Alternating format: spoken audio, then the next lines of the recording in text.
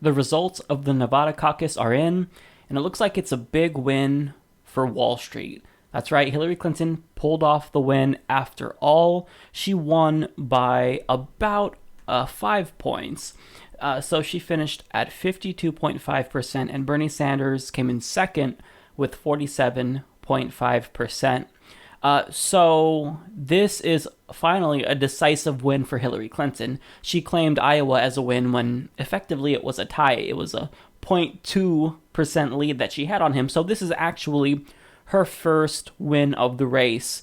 That's really decisive anyways. So there's some people on Twitter, chattering about whether or not this is the end for Bernie Sanders. No.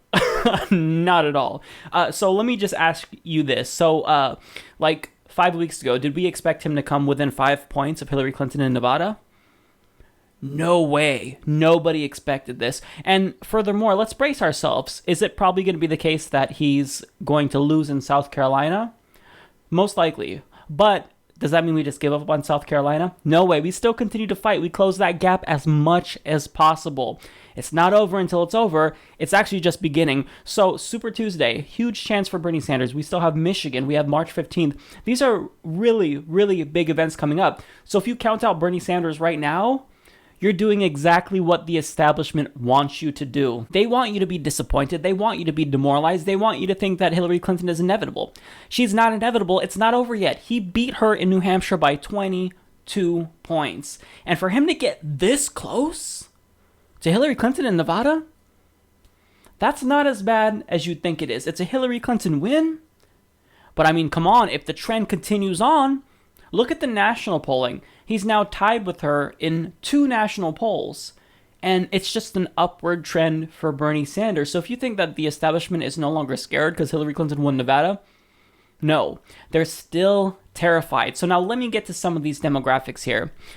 So first and foremost, I'll note that according to MSNBC, the Nevada Democrats saw a lower turnout than in 2008.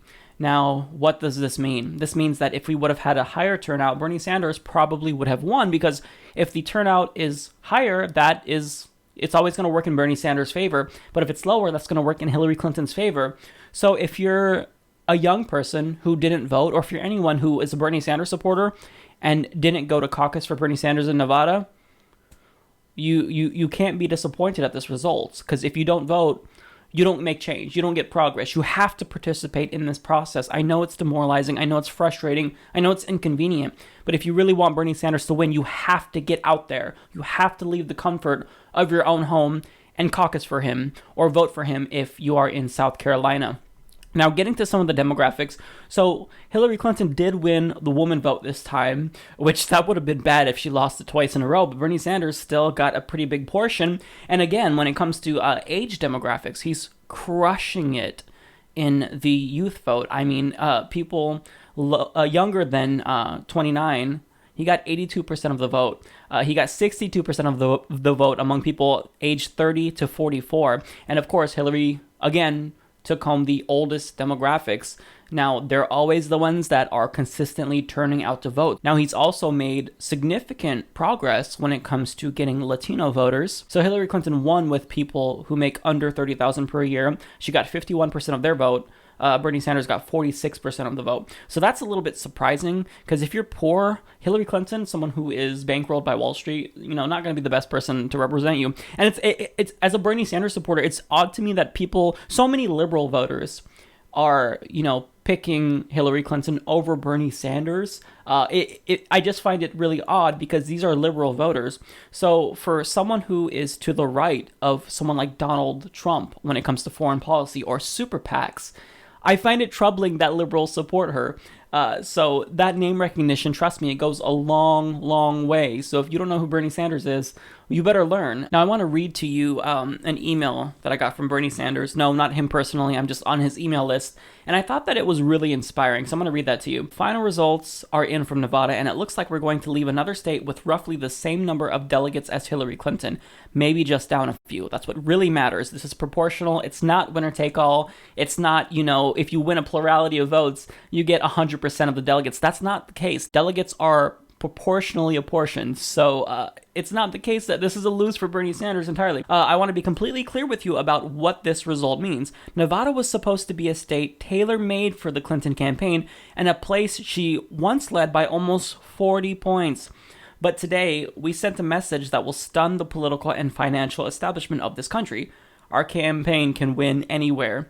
There are 26 primaries and caucuses in the next month, and 3 straight positive results for our campaign are sure to prompt an over-the-top response from the millionaires and billionaires who are funding our opponent and her many super PACs. We have to be prepared for their best shot because it's coming, and he's absolutely right. They're going to throw everything at him, and they're scared.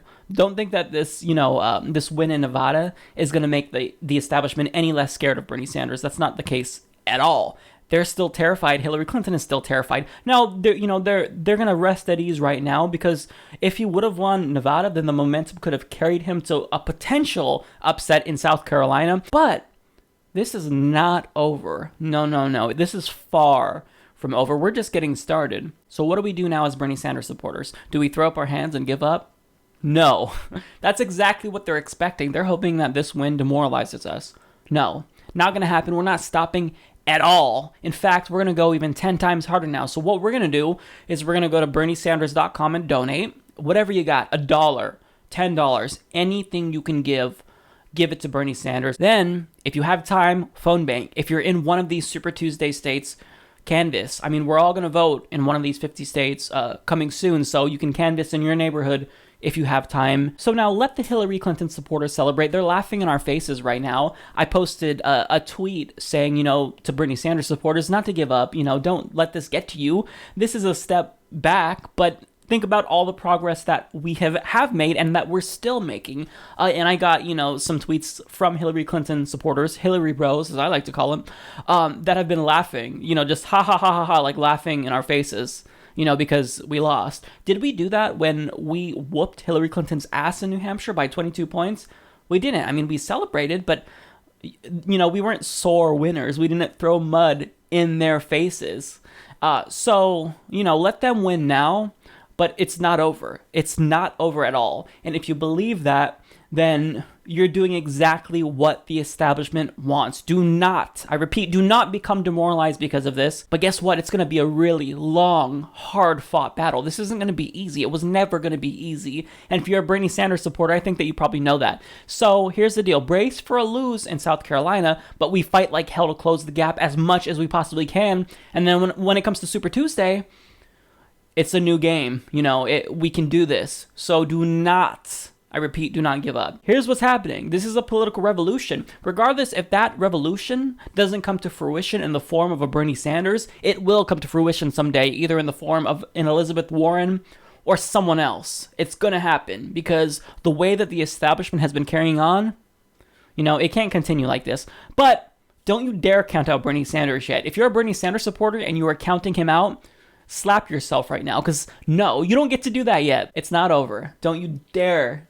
say that this is over. This is just the beginning, and we're going to fight like hell, because we will not let the establishment take over again. No way. Not going to happen. So stay strong, feel the burn, and go donate, and do your part in this political revolution, because we're going to make history. Thanks for watching the Humanist Report. Don't forget to subscribe and check us out at humanistreport.com.